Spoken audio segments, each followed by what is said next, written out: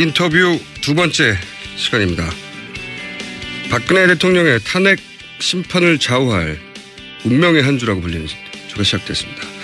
그래서 오늘은 대통령 탄핵 심판을 제기한 국회 탄핵소추위원단과 그리고 박근혜 대통령 법률 대리인 양측의 입장을 차례로 들어보는 시간을 마련했습니다.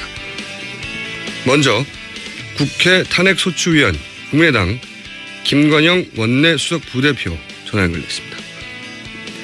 안녕하세요, 의원님. 예, 안녕하세요. 김관영입니다. 네. 우선 제가 여쭤보고 싶은 대목은 특검의 청와대 압수수색이 이제 불발이 됐습니다. 근데 예. 그 이유 중 하나로 제시된 것이 영장에 피의자로 적시한 것이 헌법 위배다. 이런 주장을 청와대에서 내놨는데 이 부분은 어떻게 생각하십니까? 피의자로 적시한 것은 이미 지난번에 검찰에서 이미 안종범 씨하고 최순실 씨를 기소할 때 네네. 거기에 공범 관계인 것을 이미 다 적시를 했거든요. 예, 2달 반이나 됐습니다, 사실. 예, 그렇기 때문에 이미 피의자로 된 겁니다. 네. 새롭게 피의자로 하게 했기 때문에 문제가 있다라고 하는 주장 자체가 네. 어불성설인 거죠. 다만 대통령은 현직일 경우에는 소출을 하지 못한다라고 돼 있기 때문에 네. 소출을 하지 못할 뿐이지 피의자로 적시해서 영장을 받는 것은 지극히 수사상 필수적이고 당연한 절차다. 이렇게 네. 저는 말씀드리겠습니다. 그게 이제 일반인들은 피의자와 피고인을 구분을 잘 못하니까 구분을 쓰지 않으니까. 예. 그런데 이제 청와대에는 이걸 구분 못할 리가 없지 않습니까? 그렇죠. 네. 어쨌든지 지금 대통령이 피의자로 이렇게 이미 간주가 거의 되고 있다라고 하는 것을 얘기를 해서 소위 탄핵에 반대하는 사람들의 감정을 네. 자극해서 좀 결집시키려는 그런 의도가 아닌가 저는 그렇게 생각합니다. 그런 의도가 있다고 보시는 거고. 그런데 이제 그렇게 그 헌법 위배가 아닌 걸 명백히 알면서도 헌법 위배라고 주장한 이유 중에 하나가 혹시 이번 주에 예정돼 있는 굉장히 중요한 일정인 대통령의 특검 대면 조사를 이런 이유로 거부하지 않을까 뭐 이런 추정도 가능한데 혹시 어떻게 생각하십니까? 저는 뭐 그동안 박 대통령이 워낙 약속해놓고 안 지킨 것이 많아가지고 네. 대면 조사 받겠다라고 뭐 여러 번 얘기를 했지만은 뭐 또 안 하겠다 이렇게 우려하시는 분들이 계시는 것 같습니다. 그런데 네. 지금 특검이 아마 그쪽하고 박 대통령 측하고 일정을 조율하고 있는 상황이고요. 네. 아마도 저는 뭐 이번 주에는 반드시 대면 조사가 비공개로 이루어지지 않을까 싶고 적어도 이번에는 거부하기는 어렵다. 저는 그렇게 생각합니다. 그게 이제 합리적인 추정인데 합리적인 추정을 넘어서는 반응이 나온 적이 워낙 많아서 그거는 뭐 또 모르는 일이죠, 솔직히. 뭐 네. 그날 또 당해가지고 우리는 특검이 너무 일방적으로 하기 때문에 안 하겠습니다라고 나올 가능성도 뭐 전혀 없지는 않습니다. 네. 그러나 지금 이제 저는 만약에 특검 조사를 거부한 경우에 네. 뭐 그 이후에 닥칠 여러 가지 여파들을 고려했을 때 그거보다는 받지 않을까라고 하는 쪽에 저는 무게를 좀 두고 싶습니다. 알겠습니다. 저는 거부할 거라는데 한 표인데 왜냐면 네 거부하지 않을 것이라는데 한 표 던지셨고 자 이거 큰일 났습니다. 이거. 자 그다음 압수수색 거부의 명분 중에 하나가 국가기밀 등이 포함된 청와대 내부 시설이라서 안 된다라고 했는데 이 대목은 어떻게 보십니까? 이제 뭐 그쪽에서는 형사소송법에 그게 나와 있습니다. 네. 형사소송법상의 군사상 보안시설 또는 공무상 비밀 보관 장소에는 압수수색할 수 없다라고 돼 있는데 그 단서 조항을 보면은 또 이렇게 돼 있습니다. 국가의 중대한 이익을 해치는 경우를 제외하고는 압수수색 집행을 거부하지 못한다 이렇게 되어 있거든요. 그러니까 보안시설 또는 비밀 보관 장소라는 이유만으로 바로 집행을 못하는 것이 아니고 그것이 국가의 중대한 이익을 해치는 경우이어야만 한다라고 하는 것이 두 가지 조건이 같이 충족이 돼야 되는데 그러면 국가이익을 해치는 경우냐 아니냐라고 하는 것을 지금 청와대가 스스로 판단하고 있는 것이거든요. 네네. 근데 지금 특검에서는 절충안까지 얘기를 했습니다. 선별적으로. 네. 선별적으로 보겠다. 그리고 봐서 정말로 이것이 공무상 비밀이라든가 군사상 보안이라고 하면 그거는 우리가 봐가지고 안 가져가겠다. 이렇게까지 얘기를 했거든요. 네. 그렇기 때문에 이 부분에 대해서는 청와대의 주장이 설득력이 약해진 것이죠. 자, 그럼 이건 어떻게 보십니까? 압수수색이 벌발되니까 특검에서는 황교안 대통령 권한대행에게 지금 대통령의 권한을 대행하고 있으니까요. 대통령은 중지돼 있고 그래서 대행에게 협조 공문을 보냈어요. 그런데 아직 답변이 없습니다.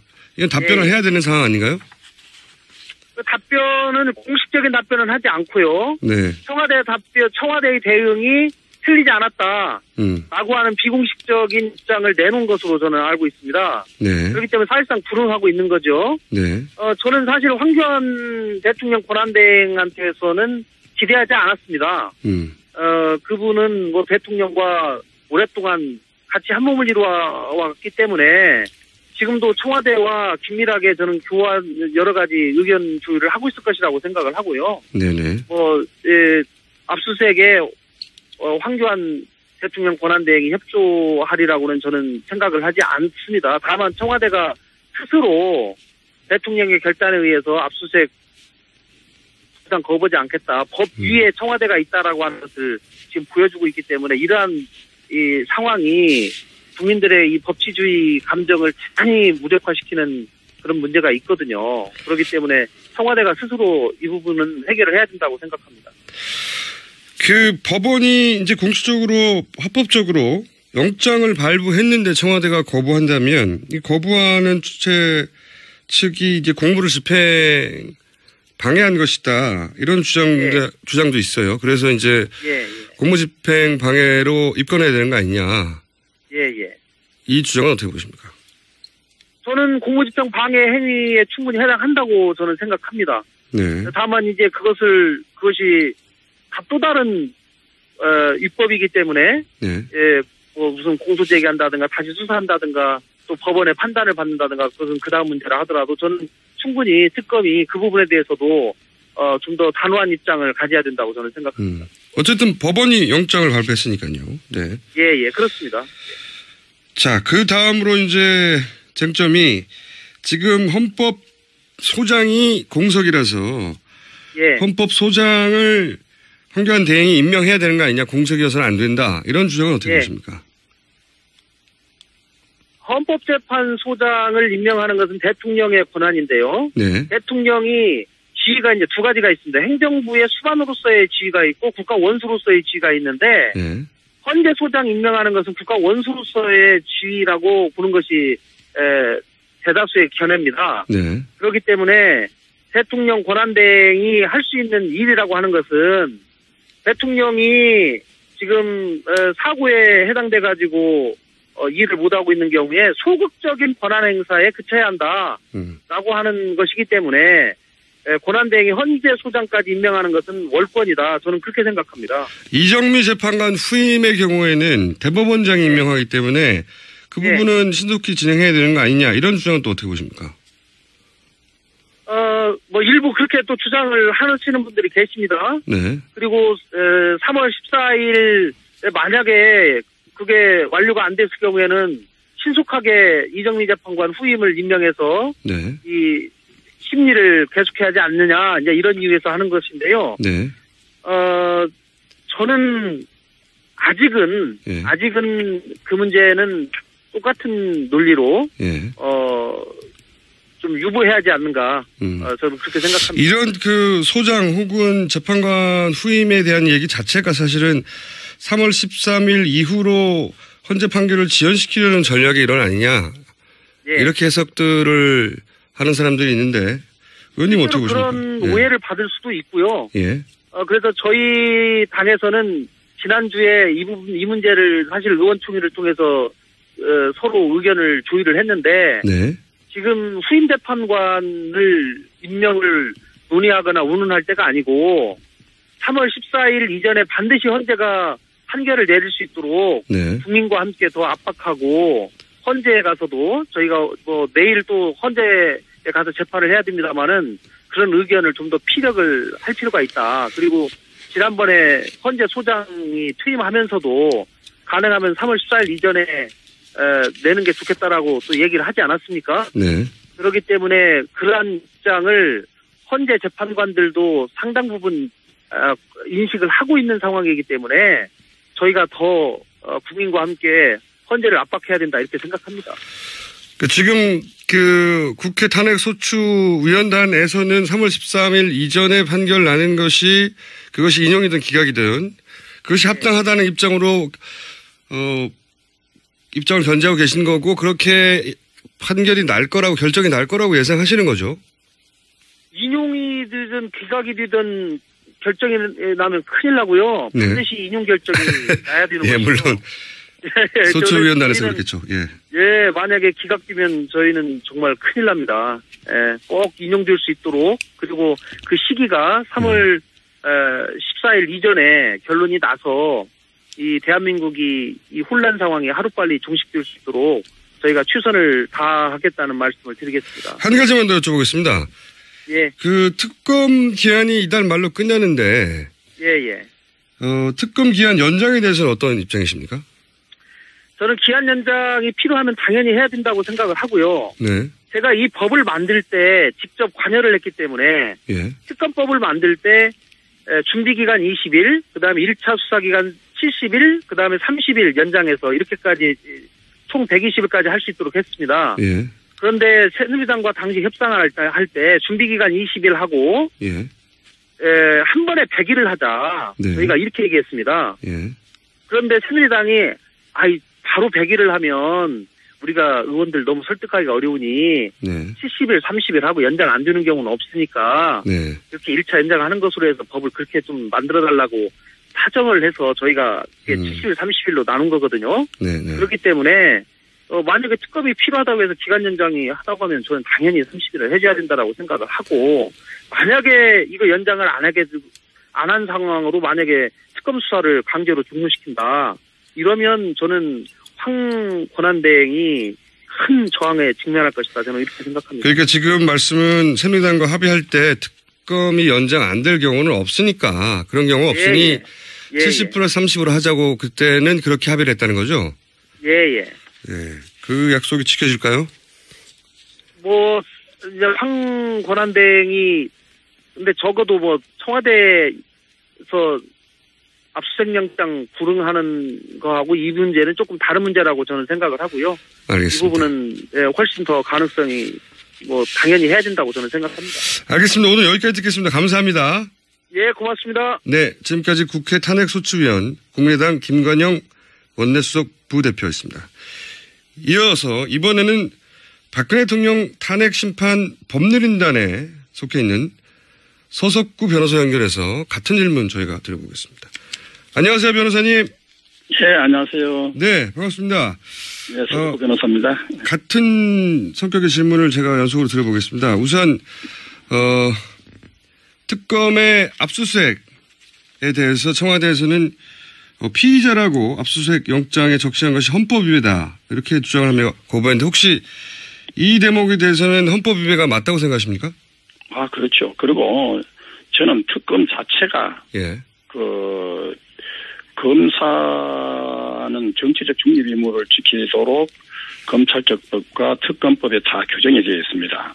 그래가지고 종래의 특검법에 보면 정치적 중립성을 보장하기 위해서 정당은 특검 후보 추천권이 없었습니다.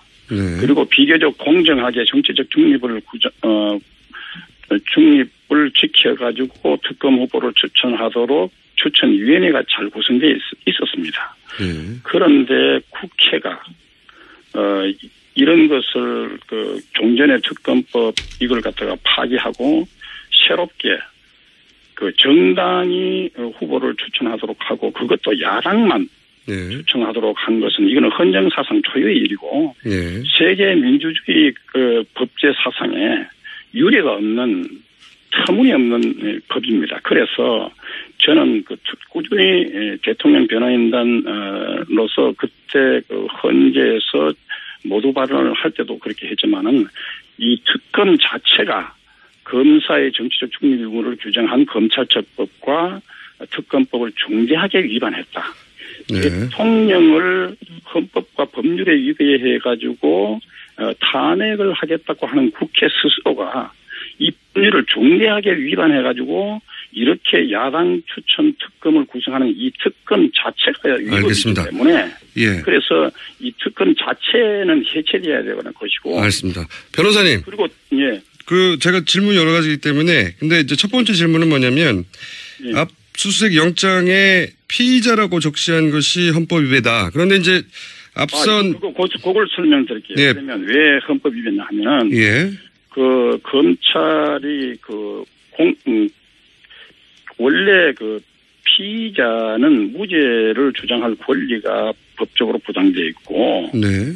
그런데도 불구하고 도대체 대통령을 조사하지도 않고 공범자라고 검찰의 수사 발표를 국민들에게 단죄해가지고 발표한 거는 네. 세계 어느 나라 민주검찰도 그런 짓을 안 합니다. 그런데 대통령 이래서 이 검찰 자체가 결국은 정치검찰이 되어가지고 이런 식은 이건 법률 헌법 위반이라는 거죠. 그러니까 이제 주장하시는 바는 예.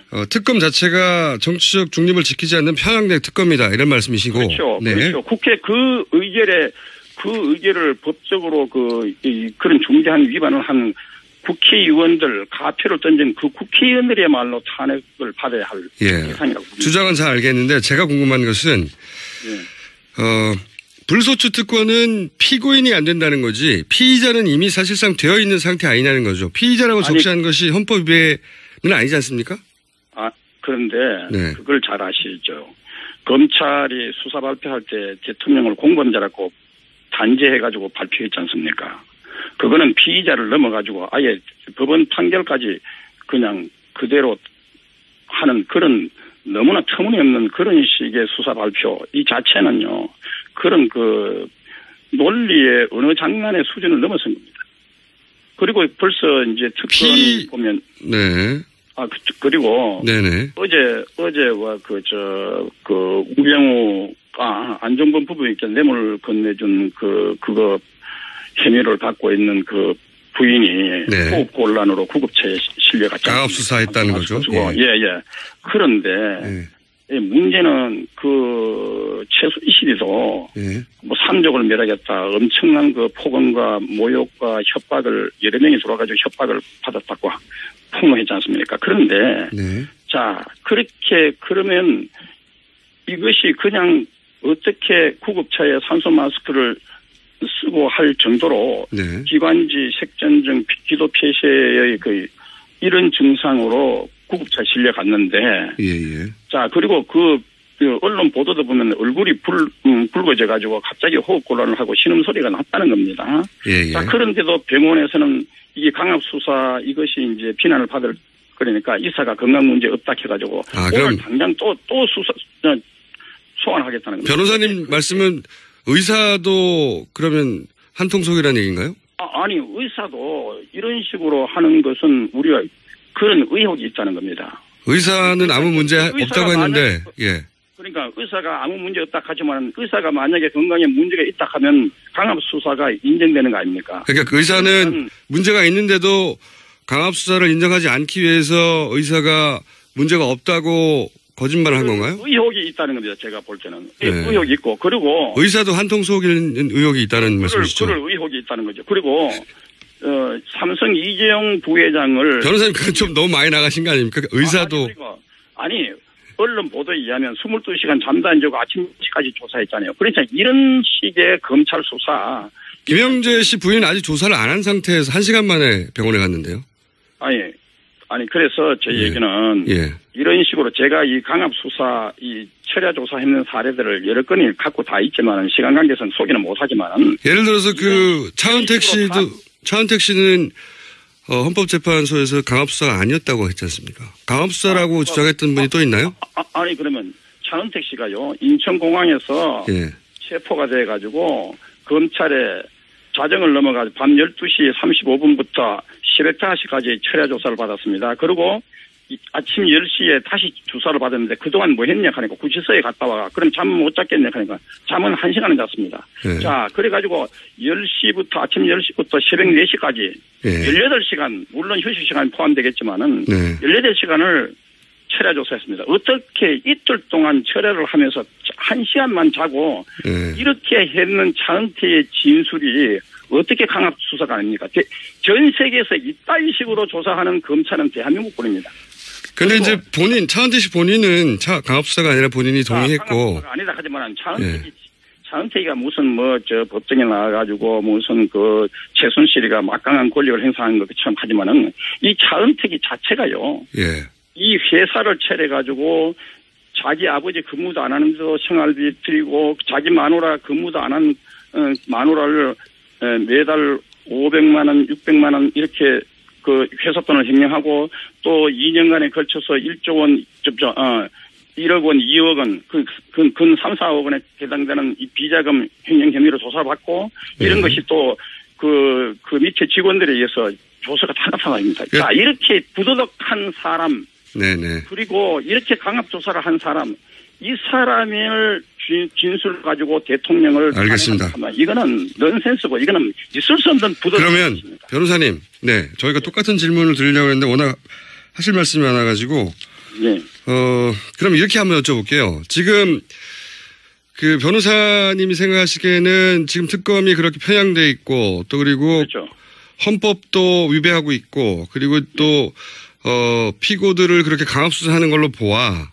그런 예. 특검이라면 대통령 대면 조사도 하지 않는 게 좋겠다 이렇게 생각하십니까? 아니 저 개인 조사는 그렇게 네. 대통령이 특검법을 헌법에 위반됐다고 해가지고 사실은 거부권을 행사했어야 됩니다. 어허. 그런데 거부권 행사하지 않은 것은 대통령이 잘못이고 어떻든 이런 특검에 의해서 야당 추천 그러니까 정치적 중립성이 보장 안 된 특검에 의해서 조사를 받고 예. 이것은 야당의 입맛대로 수사해가지고 탄핵 결국은 국회가 왜 특검법을 만들었습니까? 야당 추천 특검법을 만들었습니까? 탄핵 사유로 만들기 위한 수사 과정 아닙니까? 결국은 그렇다면 이런 특검 자체가 이거는 대면 조사한다는 것은 저는 저 같으면요 이것은 대면 조사도 거부해야 된다고 봅니다. 이거는 이런 특검 자체가 네. 이거는 완전히 이 법률 중대하게 위반 검사의 정치적 중립 의무를 중대하게 위반했기 때문에. 알겠습니다. 이거는 네. 정치적 중립도 이루어지지 않은 특검이고 게다가 그렇죠. 헌법도 위반하고 있고 그리고 또 강압수사까지 하는데 대통령이 대면 조사를 받아야 될 이유가 뭐냐? 그렇죠. 안 받아도 된다 이렇게 생각하시는 거고요. 예, 그렇죠. 예. 세계 민주주의 검찰 사상에 유례가 없는 특검법입니다. 알겠습니다. 유례가 없는 이런 인권유린 강압수사입니다. 자, 그러면 한 가지 더 여쭤보자면 강압수사를 받았다고 하는 그 사람들이 더 있다고 하셨는데 혹시 지금은 당장 드러난 것은 최순실 씨가 그런 주장을 했고 그리고 김영재 의원 부인 박 씨가 그런 주장을 했는데 지금 이미 구속된 분들 중에 그런 주장을 하시는 분들이 더 있는 걸로 파악하신 거죠? 그러니까 그냥 예를 들면 탄핵 사유에 합당한 진술을 받아낸 사람들 가운데. 네네. 잠을 안 재우고 아침 8시까지 철야 조사를 했는 사람이 또 있고요. 예를 들면 어떤 분들이 더 있습니까?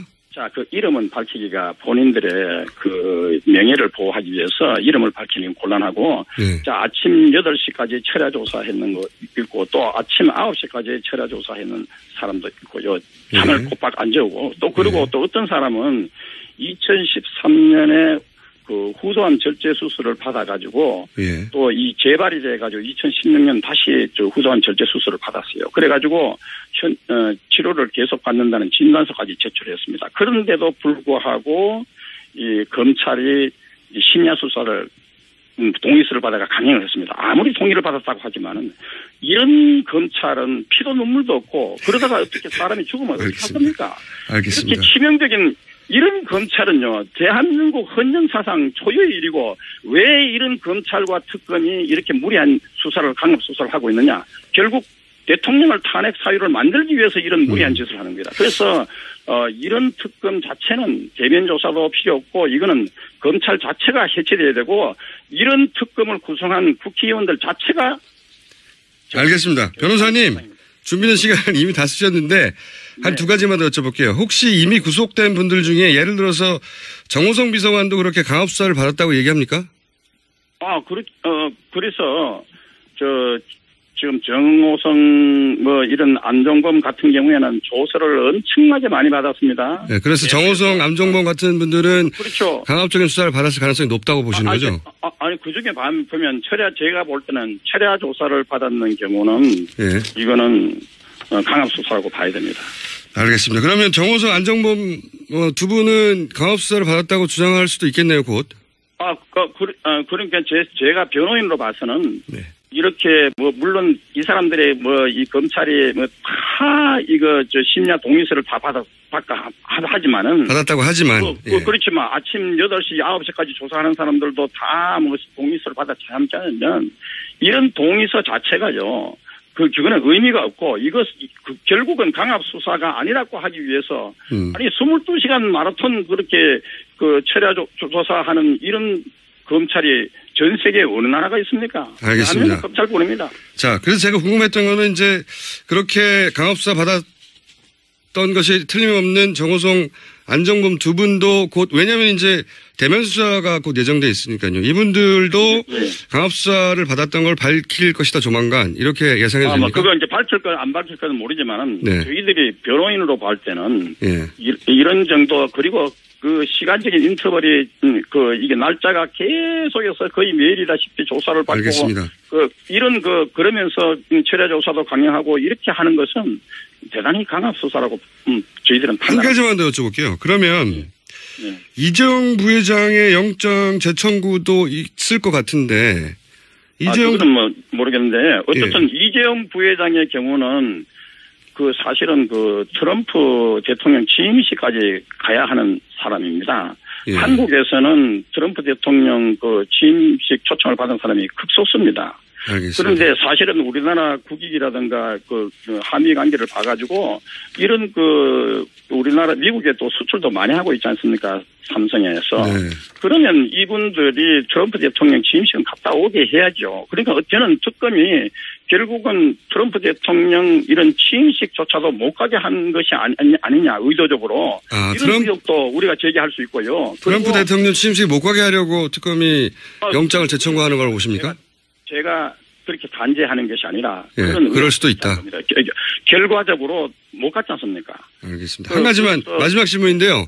변호사님 다 됐습니다. 특검 그러면 연장되면 안 되겠군요. 그렇죠. 이런 검사의 정치적 중립 의무를 위반하고 강압 수사를 하고 철야 조사를 하고 심지어 이렇게 후담 절제 수술을 한 사람까지도 심야 조사를 강행하는 이런 아주 피도 눈물도 없는 이런 검찰에 의해서 그런 특검에 의해서 이거 조사돼서는 안 된다는 거예요. 그러니까 검찰 수사도 그렇고 특검 수사도 그렇고 현재 이 탄핵 사유와 관련해서 조사하고 있는 이 검찰은 다 저는 해체돼야 됩니다. 알겠습니다. 대면 조사도 대통령은 해서는 안 되고 강압수사를 받은 피고인들이 더 있고 의사도 그런 의혹이 있다. 특검과 같은 뜻을 가져 의사일. 그래서 특검 연장은 안 된다. 오늘 여기까지 듣고요. 변호사님 시간이 되시면 저희 스튜디오에 나오시면 저하고 길게 얘기할 수 있습니다. 오늘 여기까지 해야 될 것 같습니다. 감사합니다. 네, 감사합니다. 감사합니다. 지금까지 박근혜 대통령 탄핵심판 법률 대리인단 소속 서석구 변호사였습니다. 중지돼 있고 그래서 대행에게 협조 공문을 보냈어요. 그런데 아직 답변이 없습니다. 이건 답변을 해야 되는 상황 아닌가요?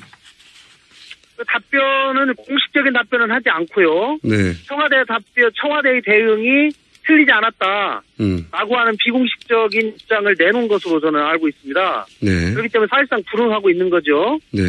저는 사실 황교안 대통령 권한대행한테서는 기대하지 않았습니다. 그분은 대통령과 오랫동안 같이 한 몸을 이루어왔기 때문에 지금도 청와대와 긴밀하게 저는 여러 가지 의견 조율을 하고 있을 것이라고 생각을 하고요. 압수수색에 황교안 대통령 권한대행이 협조하리라고는 저는 생각을 하지 않습니다. 다만 청와대가 스스로 대통령의 결단에 의해서 압수수색 부상 거부하지 않겠다. 법 위에 청와대가 있다라고 하는 것을 지금 보여주고 있기 때문에 이러한 이 상황이 국민들의 이 법치주의 감정을 대단히 무력화시키는 그런 문제가 있거든요. 그렇기 때문에 청와대가 스스로 이 부분은 해결을 해야 된다고 생각합니다. 그 법원이 이제 공식적으로 합법적으로 영장을 발부했는데 청와대가 거부한다면 이 거부하는 주체 측이 이제 공무를 집행 방해한 것이다. 이런 주장도 있어요. 그래서 이제 공무집행 방해로 입건해야 되는 거 아니냐. 이 주장은 어떻게 보십니까? 저는 공무집행 방해 행위에 충분히 해당한다고 저는 생각합니다. 네. 다만 이제 그것이 또 다른 입법이기 때문에 뭐 무슨 공소 제기한다든가 다시 수사한다든가 또 법원의 판단을 받는다든가 그것은 그 다음 문제라 하더라도 저는 충분히 특검이 그 부분에 대해서도 좀 쪽에 저는 무게를 좀 두고 싶습니다. 알겠습니다. 저는 거부할 거라는데 한 표인데 왜냐하면 거부하지 않을 것이라는데 한 표 던지셨고 자 이거 큰일 났습니다. 이거. 자 그다음 그 압수수색 거부의 명분 중에 하나가 국가기밀 등이 포함된 청와대 내부 시설이라서 안 된다. 라고 했는데 이 대목은 어떻게 보십니까? 이제 뭐 그쪽에서는 형사소송법에 그게 나와 있습니다. 형사소송법상의 군사상 보안시설 또는 공무상 비밀 보관 장소에는 압수수색할 수 없다라고 돼 있는데 그 단서 조항을 보면은 또 이렇게 돼 있습니다. 국가의 중대한 이익을 해치는 경우를 제외하고는 압수수색 집행을 거부하지 못한다 이렇게 되어 있거든요. 그러니까 보안시설 또는 비밀 보관 장소라는 이유만으로 바로 집행을 못하는 것이 아니고 그것이 국가의 중대한 이익을 해치는 경우이어야만 한다라고 하는 것이 두 가지 조건이 같이 충족이 돼야 되는데 그러면 국가 이익을 해치는 경우냐 아니냐라고 하는 것을 지금 청와대가 스스로 판단하고 있는 것이거든요. 그런데 지금 특검에서는 절충안까지 얘기를 했습니다. 선별적으로. 선별적으로 보겠다. 그리고 봐서 정말로 이것이 공무상 비밀이라든가 군사상 보안이라고 하면 그거는 우리가 봐가지고 안 가져가겠다. 이렇게까지 얘기를 했거든요. 그렇기 때문에 이 부분에 대해서는 청와대의 주장이 설득력이 약해진 것이죠. 자, 그럼 이건 어떻게 보십니까? 압수수색이 벌발되니까 특검에서는 황교안 대통령 권한대행에게 지금 대통령의 권한을 대행하고 있으니까요. 대통령은 그렇죠. 또 어쨌든지 지금 대통령이 피의자로 이렇게 이미 간주가 거의 되고 있다라고 하는 것을 얘기를 해서 소위 탄핵에 반대하는 사람들의 감정을 자극해서 좀 결집시키려는 그런 의도가 아닌가 저는 그렇게 생각합니다. 그런 의도가 있다고 보시는 거고. 그런데 이제 그렇게 헌법 위배가 아닌 걸 명백히 알면서도 헌법 위배라고 주장한 이유 중에 하나가 혹시 이번 주에 예정돼 있는 굉장히 중요한 일정인 대통령의 특검 대면 조사를 이런 이유로 거부하지 않을까 뭐 이런 추정도 가능한데 혹시 어떻게 생각하십니까? 저는 뭐 그동안 박 대통령이 워낙 약속해놓고 안 지킨 것이 많아가지고 대면 조사 받겠다라고 뭐 여러 번 얘기를 했지만은 뭐 또 안 하겠다 이렇게 우려하시는 분들이 계시는 것 같습니다. 그런데 지금 특검이 아마 그쪽하고 박 대통령 측하고 일정을 조율하고 있는 상황이고요. 아마도 저는 뭐 이번 주에는 반드시 대면 조사가 비공개로 이루어지지 않을까 싶고 적어도 이번에는 거부하기는 어렵다. 저는 그렇게 생각합니다. 그게 이제 합리적인 추정인데, 합리적인 추정을 넘어서는 반응이 나온 적이 워낙 많아서. 그거는 뭐 또 모르는 일이죠, 솔직히. 그날 또 당해가지고 우리는 특검이 너무 일방적으로 하기 때문에 안 하겠습니다. 라고 나올 가능성도 뭐 전혀 없지는 않습니다. 그러나, 지금 이제 저는 만약에 특검 조사를 거부한 경우에 뭐 그 이후에 닥칠 여러 가지 여파들을 고려했을 때 그거보다는 받지 않을까라고 하는 또 단호한 입장을 가져야 된다고 저는 생각합니다. 어쨌든 법원이 영장을 발부했으니까요. 네. 예, 그렇습니다. 자, 그 다음으로 이제 쟁점이 지금 헌법소장이 공석이라서 예. 헌법소장을 황교안 대행이 임명해야 되는 거 아니냐, 공석이어서는 안 된다, 이런 주장은 어떻게 보십니까? 헌법재판소장을 임명하는 것은 대통령의 권한인데요. 네. 대통령이 지위가 이제 두 가지가 있습니다. 행정부의 수반으로서의 지위가 있고 국가 원수로서의 지위가 있는데 네.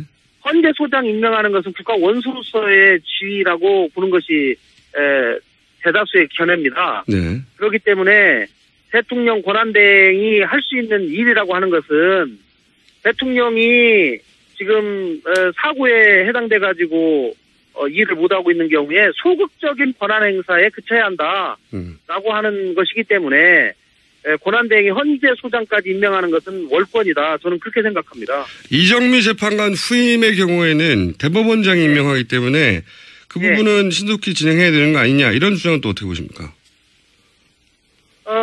일부 그렇게 또 주장을 하시는 분들이 계십니다. 네. 그리고 3월 14일 만약에 그게 완료가 안 됐을 경우에는 신속하게 이정미 재판관 후임을 임명해서 네. 이 심리를 계속해야 하지 않느냐, 이제 이런 이유에서 하는 것인데요. 네. 저는 아직은 그 문제는 똑같은 논리로 좀 유보해야 하지 않는가. 저는 그렇게 생각합니다. 이런 그 소장 혹은 재판관 후임에 대한 얘기 자체가 사실은 3월 13일 이후로 헌재 판결을 지연시키려는 전략이 일어난 인터뷰 두 번째 시간입니다.